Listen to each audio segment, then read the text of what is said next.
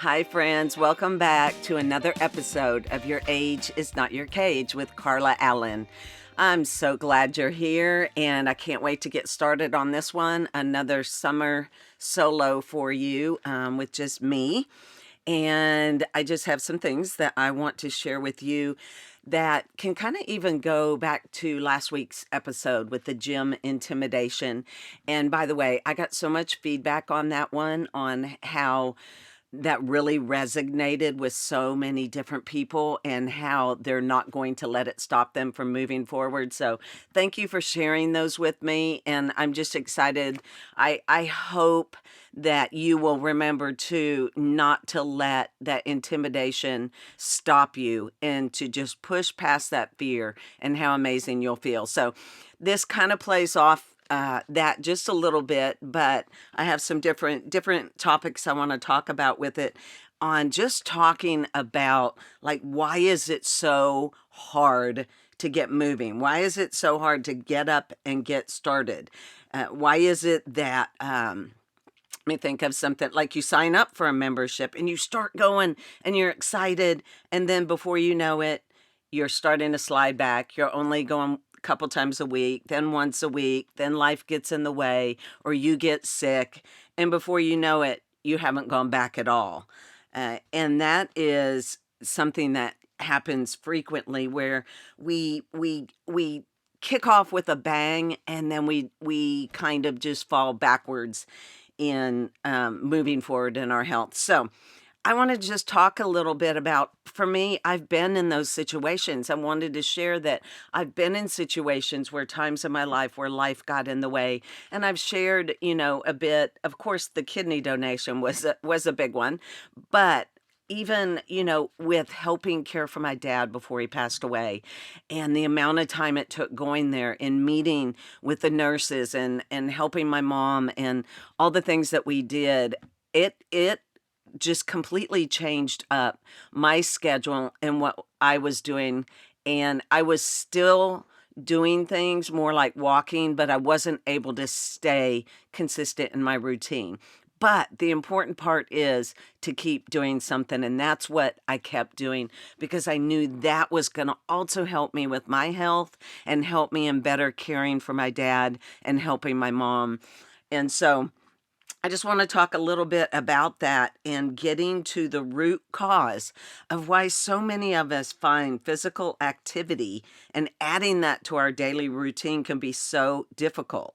Because I know a lot of us, most of us know the benefits of exercise, which we'll talk a little bit more about that, but it's getting to the root causes. What are the underlying thoughts and experiences that are holding us back?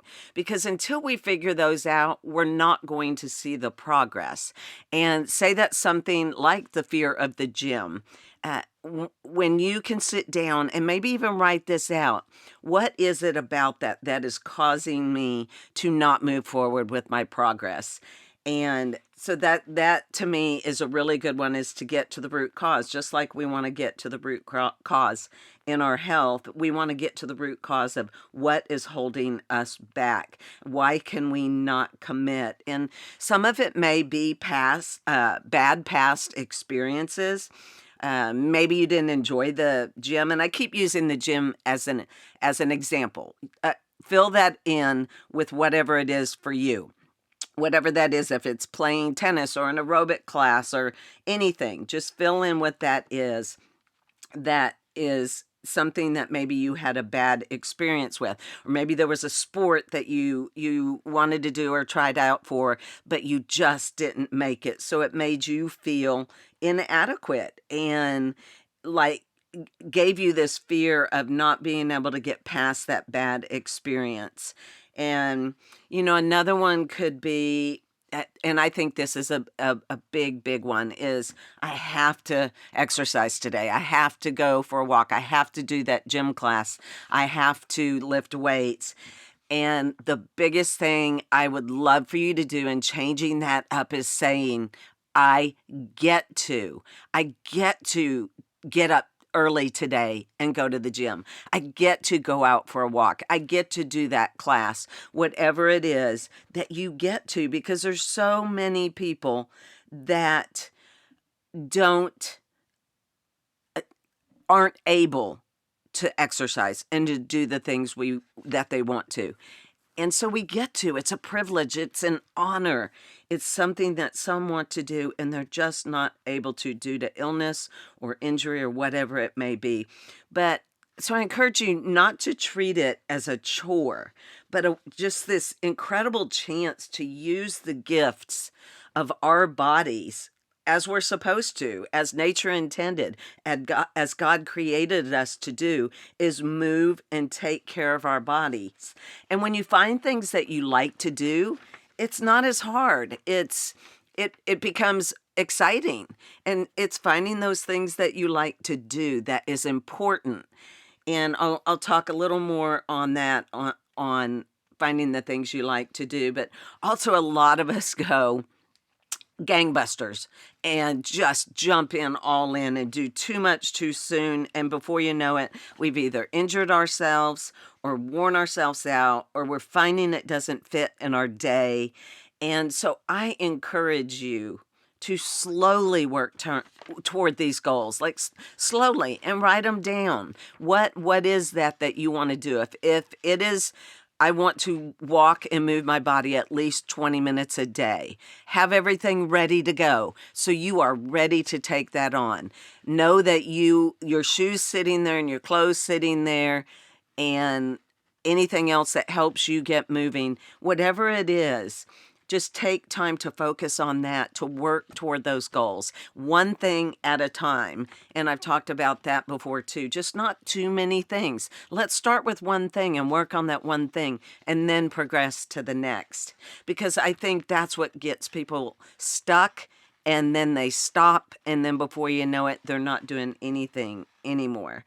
And what I wanted to say more on talking about what exercise looks like, what activity looks like. What is that for you that sounds fun, that would get you moving, that would get you excited every day?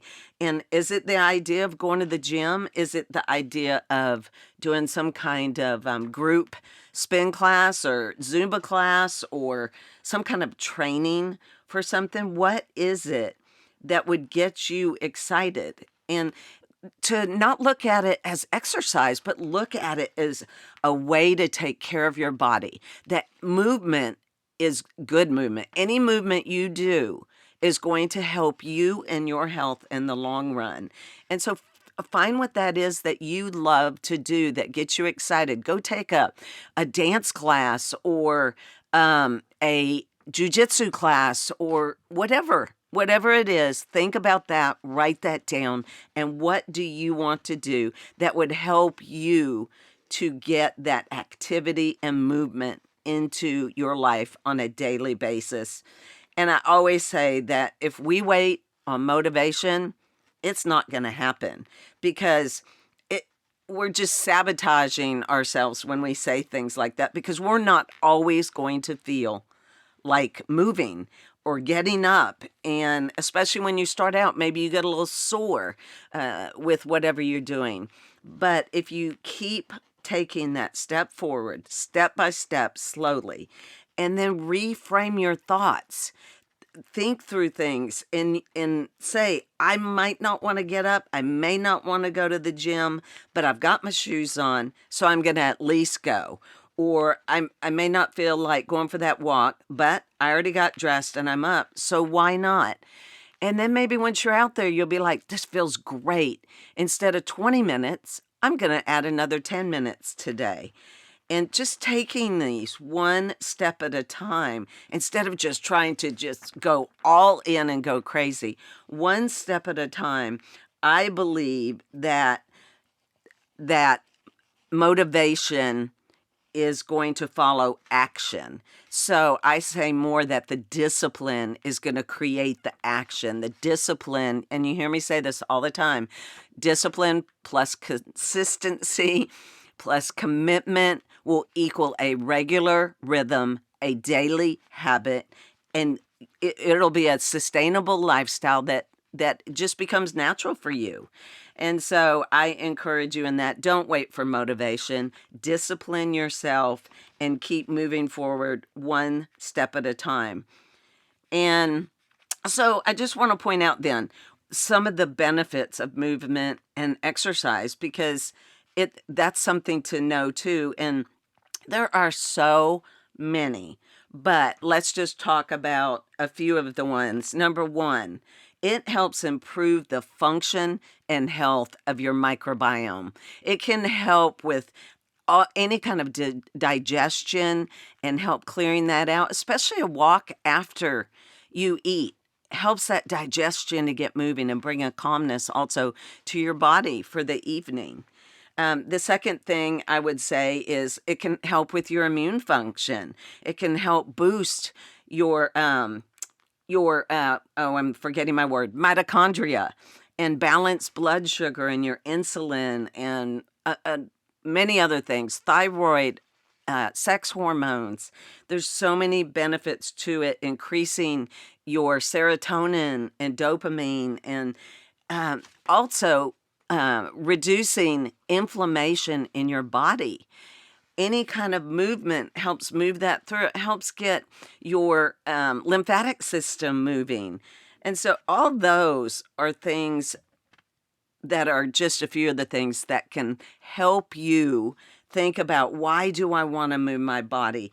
And of course, there's so many different things that, for example, with walking, if you add in short, but vigorous cardiovascular exercise and strength training, you can dramatically extend your health span. And the time to stop is not as we age. You know, I talk about this because your age is not your cage. You want to grow, you want to age actively and powerfully. You don't want to stop moving your body because it becomes sedentary, things stiffen up, the muscles atrophy, the joints get stiff, and before you know it, you're not able to get up and down from the floor like you used to be. Movement is so important. So I'm going to share just a couple things. I'm trying to lose my voice too as I'm talking, but there's even simple things that you can do that aren't even so much an actual going to a class or the gym or whatever, but some things you can do. And I think about this. So this is the first one. I think about this when I go to a shopping center and I'm like, oh, I want that front row spot. Even at the gym, I'm like, seriously, Carla? I mean, you're going here to work out. It's not going to hurt you to walk further. But I will say a lot of times that I do like to park closer because it's safer. I will say that too. But if you're able to park further, give someone else that close-up parking spot and park further and take that extra little walk going into and out of the store. Even little things like that can happen. And one thing I did recently, the second thing is I got a walking pad that goes under my desk. And then I got a stand-up desk converter, and it goes on top of my desk. So if I don't want it on there, I can take it off and I can sit. If I want to stand, I can use that converter. Absolutely love it. I can put the link below on both of those. And I love the walking pad. And so that has been a game changer for me when the days I have to sit and work and be on my computer. I love being able to move whenever possible instead of just sitting. And of course, the third thing, which we all hear several times when possible, take the stairs instead of the elevator. I am not a fan of elevators anyway. Ask anyone that knows me. I have come a long way in overcoming that, but I don't like them. They just give me the heebie-jeebies. And so if I can, I will take stairs as much as possible. And right there, that's another way to get your body moving. Let's see, what else? Another thing, why not just dance? Turn on some music and jump around and dance, and even if it's just for a few minutes to get your body moving again before you sit down for a Zoom meeting or whatever it is. That way you get your heart rate going a little bit. And and that will give you energy to keep moving forward in the rest of your day. These are such little things. And then try some new sports. So for me, I'm doing a huge paddleboard event in September. And so I'm doing some training and practicing with paddleboarding, which I haven't done much of that at all. And I do have to make it happen and go to a lake in Austin that's not nearby, but I put it in my schedule and now it's a part of what I'm doing. And I love it. But try new things. Try pickleball, rowing, maybe some frisbee golf, tennis. I don't know. There's a million things that you could do that would be fun and get your body moving. And then the last thing I would also say, and I don't know why, well, I do know why I really thought about it, probably because I am not 100% good at doing this, but stretching, mobility, things that keeps your body limber and flexible. I will share with you honestly, I need to work on that one so much more. So you can hold me accountable to that in doing more to help with stretching and mobility, because again, that is so important too. And start these things young. Start them 20s and 30s and 40s. So when you go into 50s, 60s, 70s and beyond, your body is ready and it feels great. And so I encourage you in that. But I mean, this is just the tip of so many things that I could go on and on about this, but just get creative. Figure out the things that excite you and that you want to do, but always remember that moving your body, any movement is going to help you. It's going to further you to optimal health. Any movement is a good movement when you can get your body going. So it all counts. Just find things, experiment. And if you don't like something, move on to the next thing. If you're not that great at it, either move on or commit to yourself that I'm going to get good at this, but don't give up. Just don't give up. Keep looking and finding things that appeal to you and that make you excited to include it in your daily routine. Because when you do this for yourself, it is one of the best gifts that you can do for yourself. So that is all I have on that today. I do want to encourage you again, address the root cause. Look at what the root cause is. Really ask yourself, what is holding me back from doing the things I want to do? And maybe it's schedule, but I want you to look deeper than that. What is truly holding you back, and where could you fit something in that you actually enjoy that can get your body moving? Because you know what? I promise you, you will be so glad you did it. So that is my encouragement for you today on this little summer short solo.